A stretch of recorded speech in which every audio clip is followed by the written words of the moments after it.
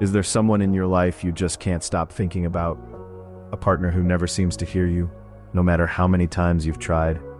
A friend who can't seem to meet you halfway? A boss who always finds a way to cut you down? Or a child you worry about constantly, who won't let you in? Why can't they just understand? If they'd only change a little, everything would be so much easier. Do you find yourself carrying those thoughts through your days? You try to reach them, you try to explain, you try to get them to see, and each time it doesn't land, you walk away a little more bruised, a little more tired. That kind of exhaustion is real, and it's not your fault. But today, I want to sit with you and look honestly at where that pain is coming from. Our story begins with a short poem, chanted 2,500 years ago by the Buddha for his disciples.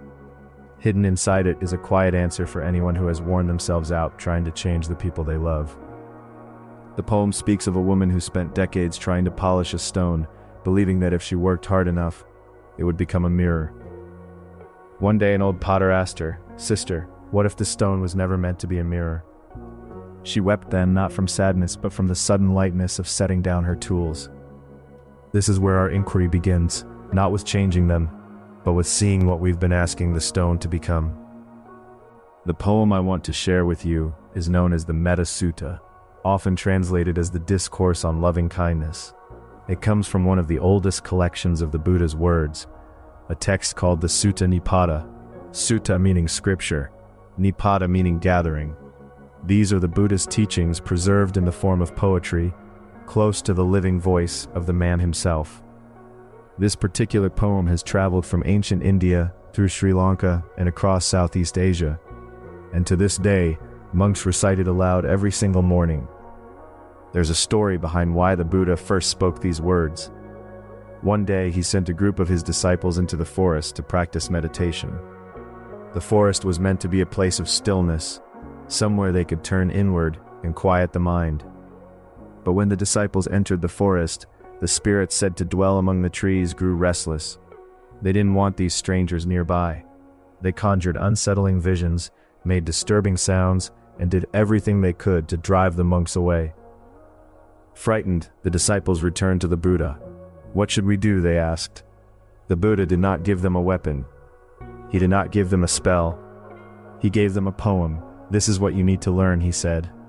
The poem begins like this: "As a mother would protect her only child with her own life, so too, cultivate a boundless heart toward all living beings."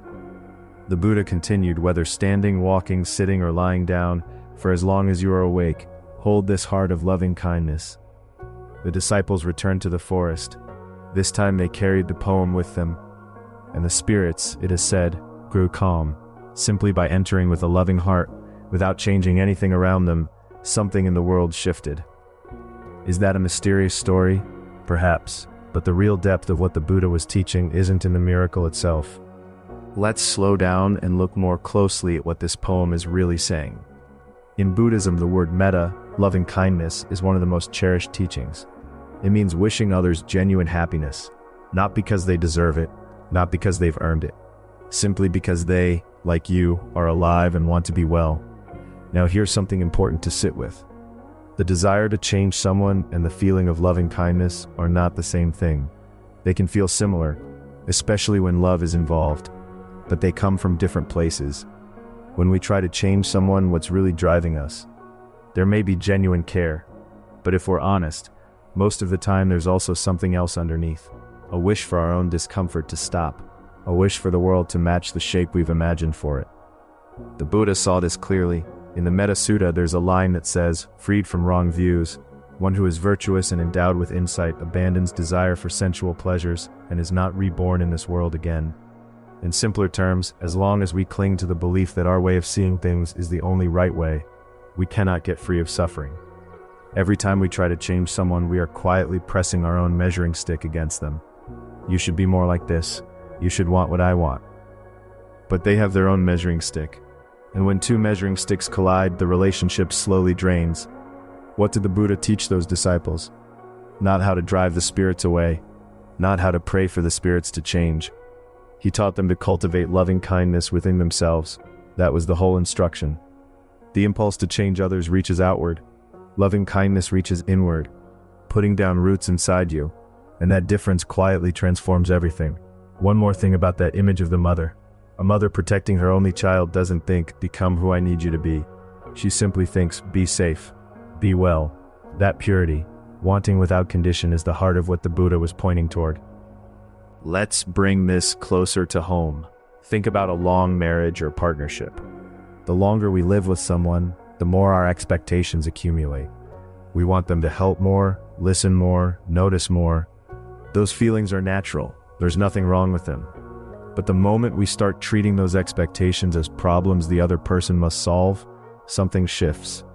Our words become instructions, silence becomes accusation, and both people walk away exhausted. This is where the Buddha's words quietly enter. That person changing and you feeling at peace are not necessarily the same thing. What if just for a moment you turn that energy inward, not to blame yourself, but to ask with genuine curiosity, why does this bother me so deeply? What am I actually afraid of?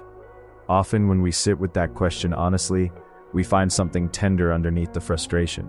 A wish to be seen, a fear of not mattering, our own old ache dressed up as anger at someone else. The same is true at work. A difficult manager, a colleague whose energy grates against yours. The more we push against them internally, the more we wear down. But when we simply allow the truth, this person is who they are, something loosens. That's not giving up. It's choosing to see clearly instead of fighting the fog. In Buddhism, this is sometimes called acceptance. And it doesn't mean passivity. It means first see what is actually there. Parenting too. So much of the love we pour into our children comes wrapped in, "I want you to become ... And the children feel it not as love, but as pressure. What happens when we return to the simpler wish from the Metta Sutta? "I just want you to be happy, that's all." In those moments, something between parent and child can breathe again. Here's one small thing I'd like to offer you for tomorrow. The next time you notice yourself thinking, "I need to change this person," take one slow breath, and then just inside your heart, say quietly, "May you be well." You don't have to say it out loud. You don't even have to feel it fully at first. Just let the words pass through you. You may not see the other person change, but something in you will begin to. There's really only one thing I wanted to leave with you today. Trying to change someone takes an enormous amount of energy, and most of the time, it leaves us empty. The Buddha offered a different path. Take that same energy and grow loving kindness from it. Letting go of the need to change someone isn't surrender. It's choosing a bigger love, one that can hold another person as they actually are. I'm truly grateful you stayed with this until the end. Chances are, something in a relationship has been quietly weighing on you, and yet you were here, listening.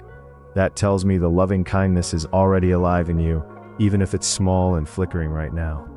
Tonight, before you sleep, bring to mind someone you care about, perhaps the very person who's been on your mind through this whole video. Set aside what you wish they'd do differently. Set aside the frustration, just for now, and let yourself whisper inwardly, "May you be well, may you be at peace." That one small wish, offered in the quiet of an ordinary night, just might be the thing that makes your own heart a little lighter. A monk I knew once spent 3 years trying to convince his brother to meditate, offering books and invitations, until one day he simply stopped, and his brother, noticing the absence of pressure, asked to join him for tea and practice. When we release our grip on how others should be, we often find them moving toward us in ways we never could have forced. This is the alchemy of letting go. In surrendering the battle, we sometimes discover the peace we were fighting for all along.